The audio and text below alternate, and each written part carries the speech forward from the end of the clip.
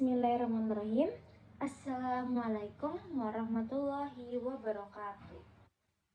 Perkenalkan, saya Audia Nur Salsabila dengan NIM 2024 1001 011 0008. Saya dari Prodi Pendidikan Agama Islam kelas 1A. Di video kali ini saya akan menjelaskan tentang Pancasila sebagai solusi dalam menangani kasus intoleransi di era reformasi. Pancasila sebagai dasar negara Indonesia memiliki peranan penting dalam menangani kasus intoleransi yang muncul di era reformasi dalam konteks pluralisme, sosial, dan budaya yang semakin kompleks. Pancasila juga menawarkan prinsip-prinsip yang mampu mengedepankan nilai-nilai toleransi, keadilan, dan persatuan. Seperti itu. Dan juga, sejak Indonesia merdeka, para pendiri bangsa telah sepakat untuk menjadikan Pancasila sebagai dasar negara, ideologi, dan falsafah hidup bangsa. Pancasila terdiri dari lima sila.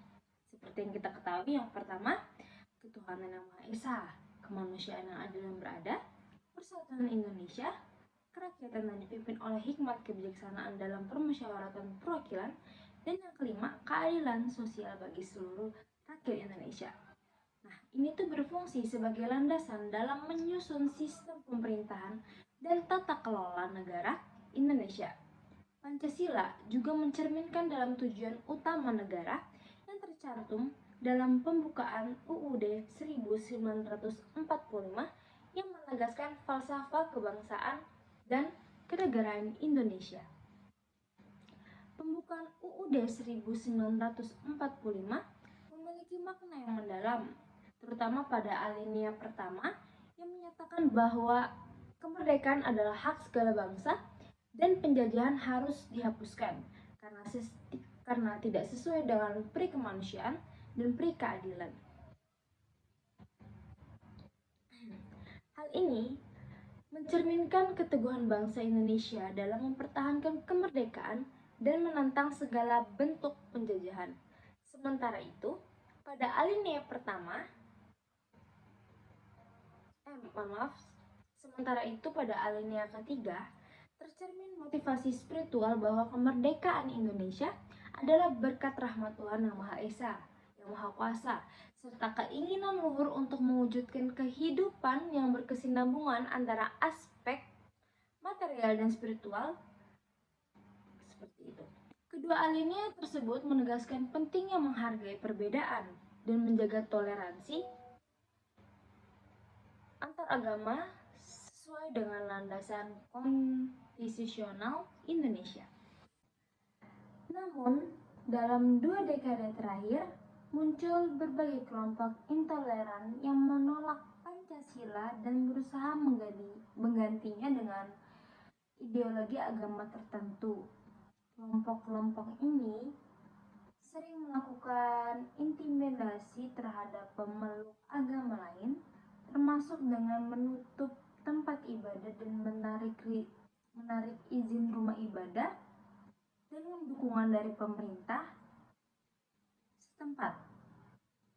Peristiwa itu seperti penutupan gereja HKBP Philadelphia di Bekasi dan GKI Yasmin di Bogor menjadi contoh nyata adanya ancaman terhadap nilai-nilai Pancasila, terutama sila pertama, yaitu ketuhanan yang Maha Esa, dan sila kedua yaitu kemanusiaan yang adil dan beradab, serta sila ketiga yaitu persatuan Indonesia. Hal ini menunjukkan perlunya penguatan implementasi nilai-nilai Pancasila untuk menjaga keharmonisan hidup beragama dalam menjaga keutuhan NKRI.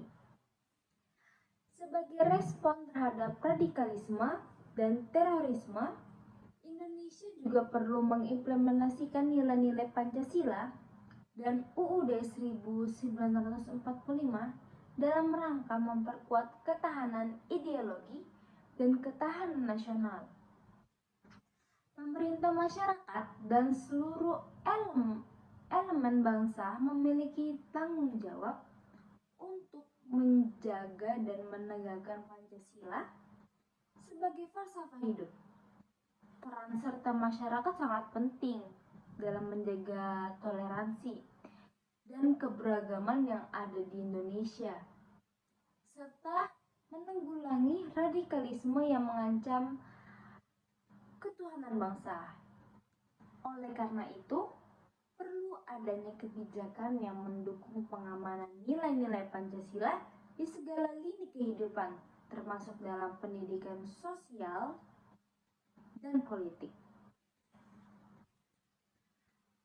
Pentingnya sila pertama, yaitu ketuhanan yang Maha Esa, tidak hanya terletak pada pengakuan terhadap adanya Tuhan, tetapi juga pada penghargaan terhadap keberagaman agama dan keyakinan di Indonesia.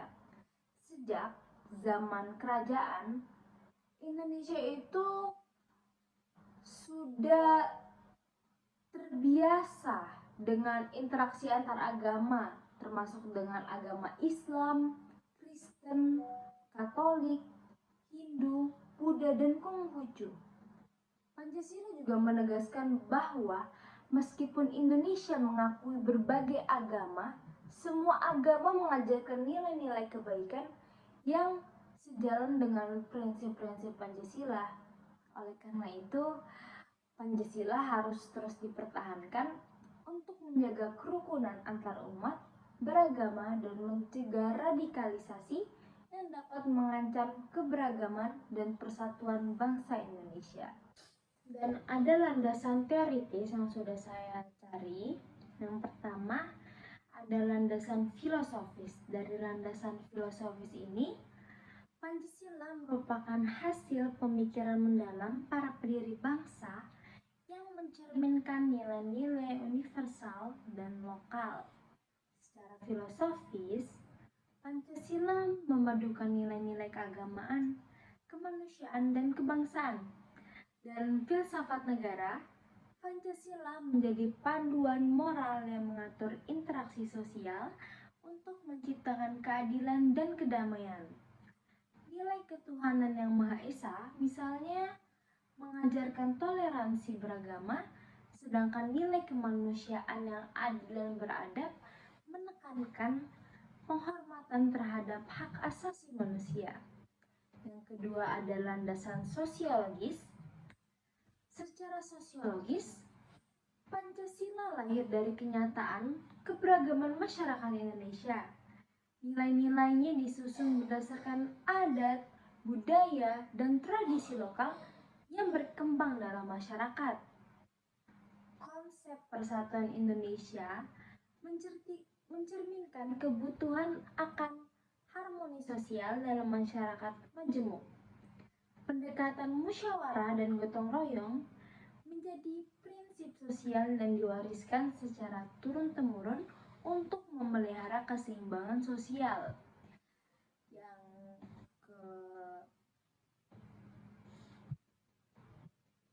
ketiga ada landasan yuridis, yaitu termuat dalam pembukaan Undang-Undang Dasar Negara Republik Indonesia tahun 1945.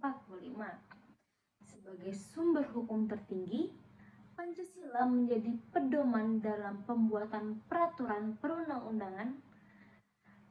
Undang-undang yang diskriminatif dianggap bertentangan dengan nilai-nilai Pancasila dan dapat dibatalkan melalui proses hukum. Selanjutnya ada teori konflik sosial. Dalam teori konflik sosial, intoleransi sering disebabkan oleh ketimpangan kekuasaan, sumber daya, dan akses terhadap hak-hak dasar. Pancasila juga menawarkan solusi dalam menekankan nilai-nilai keadilan sosial dan kesejahteraan yang merata untuk seluruh rakyat Indonesia. Selanjutnya, ada teori integrasi sosial. Teori integrasi sosial juga relevan dalam mengatasi konflik intoleransi. Integrasi sosial terjadi ketika masyarakat mampu menerima perbedaan sebagai kekayaan budaya. Pancasila dengan prinsip Bhinneka Tunggal Ika juga memberikan landasan yang menciptakan integrasi sosial melalui penghormatan terhadap keberagaman. Sebagai ideologi dan dasar negara, Pancasila juga mengandung nilai-nilai yang bertujuan untuk menyatukan keberagaman suku, agama, ras, dan budaya. Namun, intoleransi masih sering terjadi selama era reformasi. Karena menantang fungsi Pancasila sebagai pemersatu bangsa, sangat penting untuk mempelajari cara-cara di mana nilai-nilai Pancasila dapat digunakan untuk mengatasi intoleransi di Indonesia.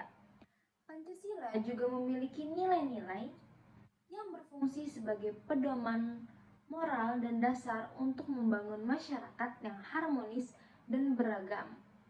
Itu dari Wijaya, 2020. Sila pertama, yaitu ketuhanan yang Maha Esa, menekankan bahwa setiap warga negara memiliki kebebasan untuk bebas memeluk agama dan kepercayaan apapun yang mereka inginkan tanpa melakukan diskriminasi.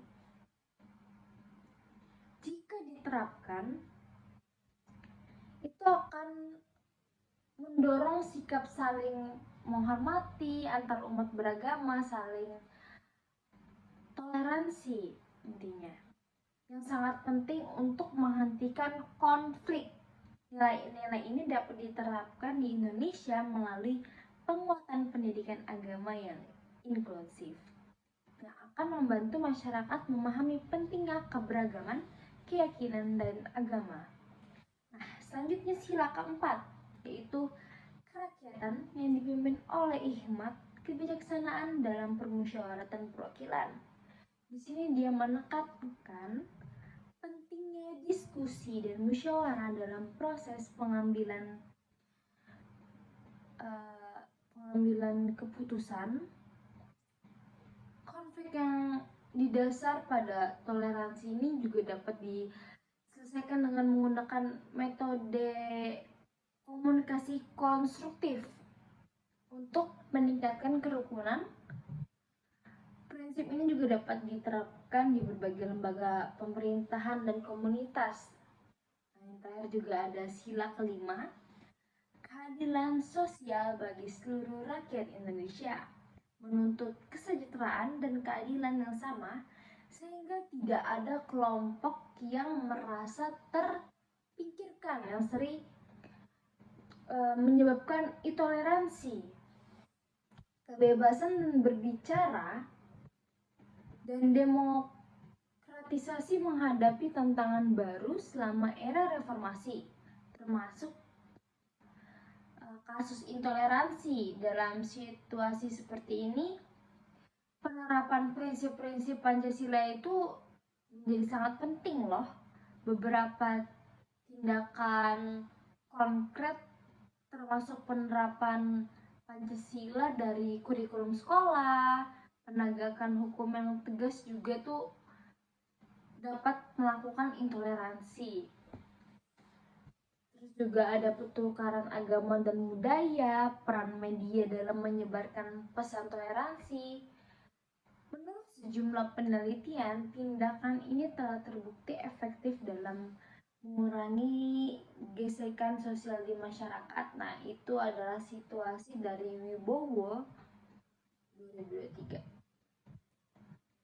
Pancasila dengan kelima silanya menawarkan kerangka kerja yang komprehensif gitu untuk menangani kasus intoleransi di Indonesia. Implementasi yang konsisten dan menyeluruh dari nilai-nilai Pancasila dalam berbagai aspek kehidupan berbangsa dan bernegara dapat menjadikan solusi efektif dalam menciptakan masyarakat yang toleran dan harmonis di era reformasi ini. Dengan demikian, penting bagi semua elemen bangsa untuk terus menjaga dan memperkuat penerapan Pancasila dalam menghadapi tantangan di masa kini dan mendatang. Saya juga ada mengambil studi kasus, yaitu pada tahun tertentu terjadi konflik antara dua kelompok agama di kota X yang dipicu oleh pembangunan rumah ibadah tanpa izin. Konflik ini menyebabkan kerusakan properti dan korban jiwa. Upaya penyelesaian melalui pendekatan hukum saja terbukti tidak memadai karena ketegangan sosial tetap terjadi. Selama era reformasi, kebebasan berpendapat dan beragama itu meningkat, tetapi radikalisasi dan intoleransi beragama meningkat juga. Ada beberapa contoh intoleransi yang terjadi, antara lain penutupan tempat ibadah di Gereja HKBP Philadelphia di Bekasi dan GKI Yasmin di Bogor. Nah, itu menjadi korban penutupan tempat ibadah oleh kelompok intoleran yang tidak setuju dengan keberadaan tempat ibadah tersebut. Oknum-oknum pemerintah daerah yang tidak mampu menegakkan Pancasila mendukung penutupan diskriminasi terhadap minoritas, yaitu orang-orang dari kelompok minoritas seperti Ahmadiyah dan Syiah yang sering mengalami diskriminasi, kekerasan, dan pengusiran dari kelompok mayoritas tersebut. Nah, ini tuh menunjukkan bahwa orang tidak memahami dan menerapkan nilai-nilai Pancasila dengan baik dan benar, terutama sila kedua, yaitu kemanusiaan yang adil dan beradab. Dalam kasus konflik X ini juga dianalisis dengan beberapa aspek penting yang dianalisis secara mendalam. Contoh penyebab konfliknya yang berada di kota X dipicu oleh faktor struktural seperti ketimpangan sosial, minimnya dialog antar umat beragama, dan lemahnya pengawasan pemerintah terhadap regulasi pembangunan rumah ibadah. Sedangkan faktor kultural seperti prasangka dan stereotip negatif juga memperburuk situasi. Adanya politisasi identitas yang dilakukan oleh aktor-aktor tertentu demi kepentingan politik menambah kompleksitas konflik. Nah, dinamika konflik awalnya itu konflik ini muncul dalam bentuk protes damai. Namun karena kurangnya mediasi yang efektif, protes berkembang menjadi bentrokan fisik. Pemerintah daerah terlambat merespon, itu jadi menyebabkan eskalasi konflik menjadi lebih serius dengan kerusakan fasilitas umum, perusakan rumah ibadah, dan korban jiwa. Nah, peran pemerintahnya apa? Peran pemerintah tuh pemerintah daerah sempat dianggap lamban dalam merespon konflik ini, terutama dalam menangani perselisihan sebelum kekerasan meluas. Setelah konflik meningkat, pemerintah pusat turun tangan. Nah, itu melibatkan aparat keamanan untuk meredakan situasi. Pemerintah juga memfasilitasi dialog antara tokoh agama, masyarakat, dan pejabat terkait untuk menciptakan solusi bersama. Dan juga tokoh agama dan pemimpin komunitas memainkan peran penting dalam memenangkan situasi. Mereka menjadi mediator yang dipercaya oleh kedua belah pihak. Nah, keberadaan tokoh masyarakat yang netral dan dihormati itu menjadi kunci dalam memfasilitasi dialog yang konstruktif dan menyusun kesepakatan damai. Nah, konflik ini juga menyebabkan dislokasi sosial yang luas. Nah, konflik ini juga menyebabkan dislokasi sosial yang luas. Banyak warga yang mengungsi karena takut akan kekerasan yang bakal terjadi, yang bakal berlangsung nantinya, dan juga kerugian ekonomi yang signifikan terjadi seperti hilangnya mata pencarian, rusaknya fasilitas umum, dan lumpuhnya kegiatan ekonomi. Serta juga pemulihan sosial ekonomi juga pasti bakal membutuhkan waktu yang panjang dan kerjasama lintas sektor. Nah, kebijakan pemerintah yang hanya berfokus pada penegakan hukum gak cukup, terbukti dia gak cukup untuk mengatasi konflik tersebut.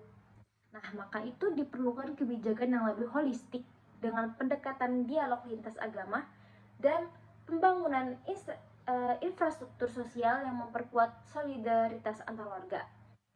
Pendidikan multikultural juga harus menjadi agenda utama untuk membentuk generasi muda yang lebih toleran.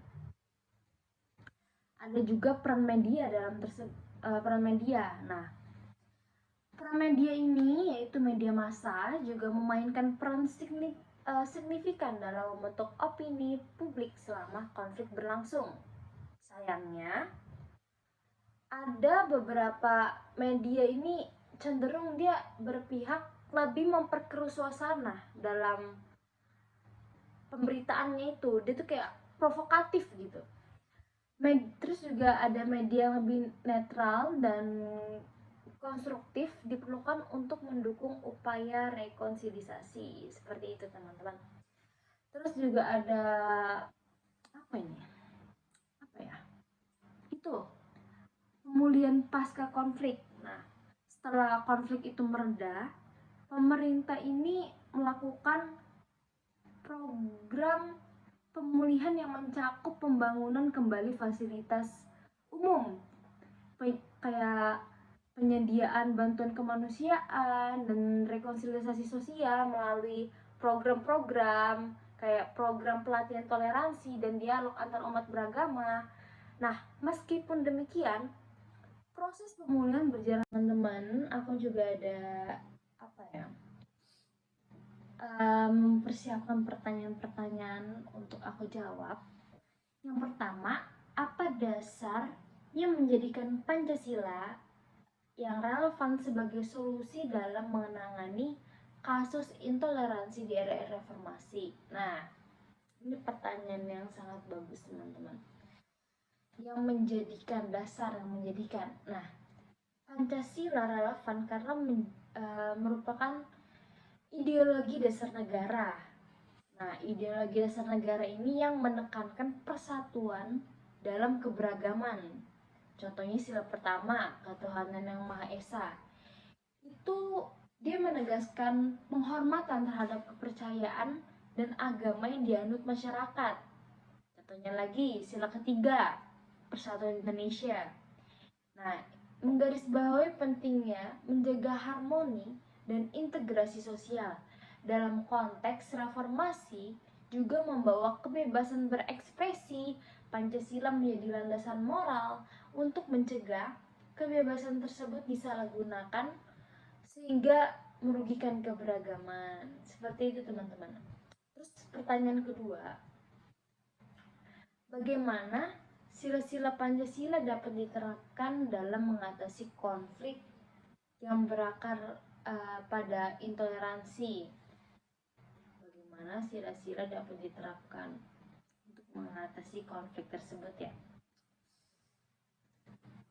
Jawabannya ya, kalau misalnya disuruh urutin dari sila-sila, yang pertama itu pastinya sila pertama. Sila pertama bisa menanamkan nilai toleransi antar umat beragama melalui pendidikan agama dan forum dialog lintas agama. Nah, sila kedua itu juga bisa mendorong penghormatan terhadap hak asasi manusia, kayak bisa melalui kebijakan yang melindungi kelompok-kelompok minoritas. Sila ketiga juga ada menggalakkan program-program program kebangsaan yang bisa mempererat rasa persaudaraan kita di tengah keberagaman budaya. Seperti itu. Nah, yang keempat itu ada sila keempat itu melibatkan semua elemen masyarakat dalam pengambilan keputusan untuk menyelesaikan konflik intoleransi secara musyawarah. Nah, yang kelima itu menjamin keadilan sosial bagi semua warga negara sehingga tidak ada kelompok yang merasa termarginalkan gitu loh, yang dibeda-bedakan. Terus juga ada pertanyaan lagi, apa tantangan yang dihadapi dalam mengimplementasikan Pancasila sebagai solusi intoleransi di era reformasi? Tantangan dalam mengimplementasikan ya, yang pasti itu ada kesenjangan pemahaman nilai-nilai agama ya teman-teman, karena nggak semua masyarakat itu memahami makna mendalam dari Pancasila, sehingga penerapannya saja tuh kadang sering diabaikan seperti itu. Terus juga pastinya polarisasi sosial politik, kayak kepentingan politik tuh juga memanfaatkan isu intoleransi untuk kayak keuntungan suatu kelompok gitu. Pastinya juga kurangnya penegakan hukum. Yang keempat, minimnya pendidikan karakter. Nah, pendidikan yang kurang menekankan nilai-nilai Pancasila itu membuat generasi muda kurang memahami pentingnya toleransi, teman-teman. Seperti itu. Ada lagi nih pertanyaan, apa langkah konkret yang dapat dilakukan pemerintah untuk menerapkan Pancasila dalam menangani kasus intoleransi? Yang pertama pastinya revitalisasi pendidikan Pancasila. Yang dimaksud adalah pemerintah itu perlu mengintegrasikan nilai-nilai Pancasila dalam kurikulum pendidikan untuk membangun karakter toleransi ini ya. Bisa seminar tentang intoleransi itu juga bisa. Terus juga ada penguatan hukum, yaitu menegakkan hukum secara tegas terhadap pelaku intoleransi tanpa pandang bulu. Mau dia miskin, mau dia kaya, ya seperti itu teman-teman. Mungkin itu saja yang bisa saya sampaikan. Mungkin banyak kesalahan kata dari saya, mohon dimaafkan. Terima kasih juga atas perhatiannya. Saya pamit undur diri. Assalamualaikum warahmatullahi wabarakatuh.